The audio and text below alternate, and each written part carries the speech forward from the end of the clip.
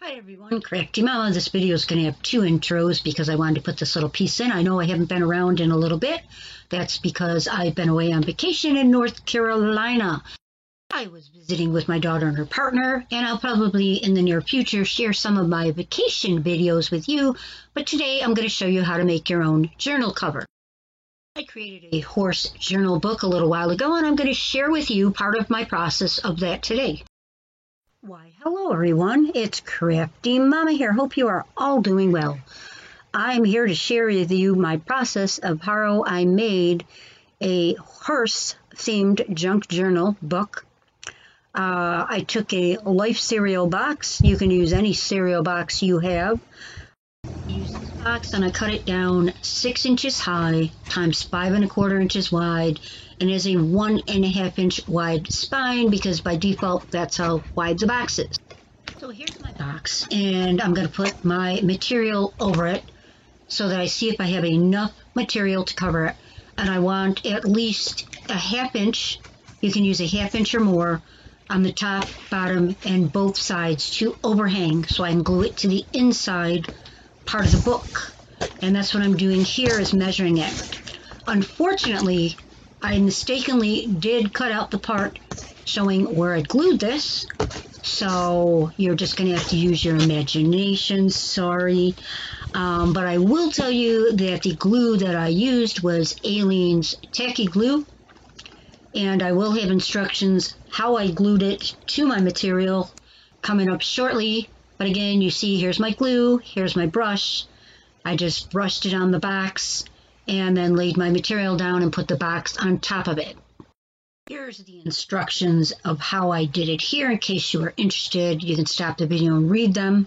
So to give you an idea of how much fabric you'll need for your book, this works with any size book.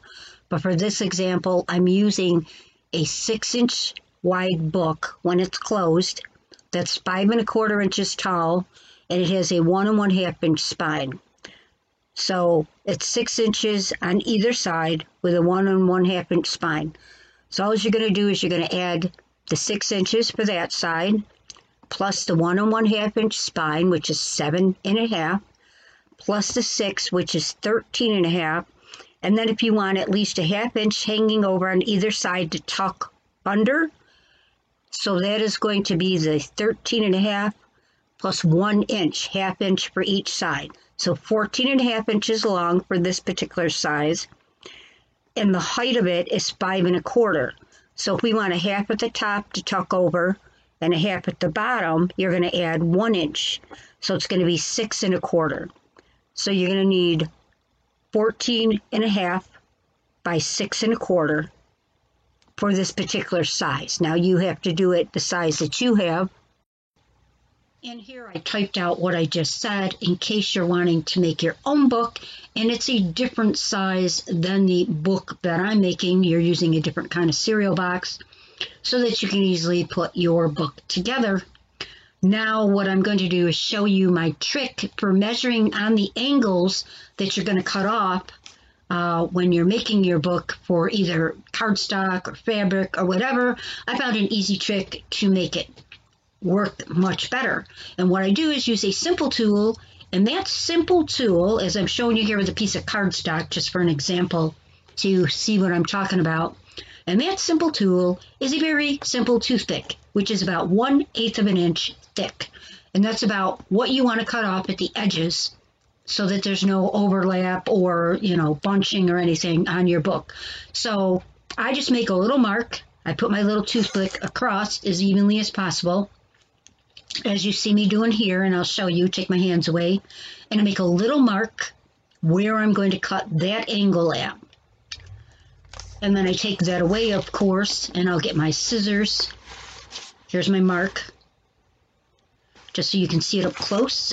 And I'll take my scissors and I'll cut that mark at an angle. And that cuts off the excess just enough, and it's not too much, it's not too little. Using a toothpick is simply just like a perfect 1/8 inch amount from the edge of your book. And that way you can evenly put the sides up and everything and glue them on your book nicely, and it works out super great. So that's just a little tip when you're making your book that you might want to utilize to make it easier to make those perfect corners. I have some instructions here for how I cut the inner covers for each side of my book and the inner spine in case you need to know. So here's what my horse journal book looks like so far with the fabric cover on it and the inner cardstock paper, brown cardstock paper in it. It is yet to have signatures, pockets, and all the other goodies that go into it. I will probably make another video coming up soon to show you how I build it and what I did inside of it as well. But I hope it gives you an idea of how to make your own journal, whether you cover it with fabric or cardstock or whatnot. There are many ways to cover a journal book. You can even paint it with acrylic paint instead of using fabric or paper if you want. There are a lot of different things you can do. If you have any questions, feel free to leave a comment below. I'll try to answer them as best I can. I hope you enjoyed this video. I thank you for stopping by and watching Crafty Mama.